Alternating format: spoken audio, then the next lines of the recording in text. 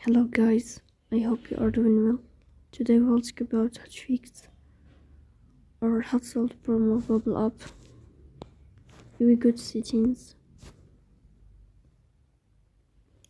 Here in this page, we click on apps, default apps, app settings.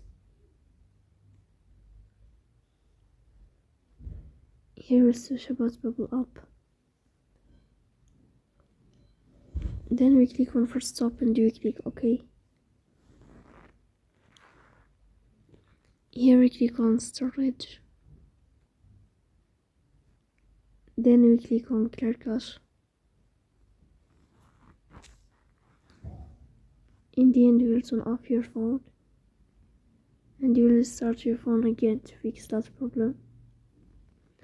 So that's all. Don't forget to support us by like and subscribe. See you next time.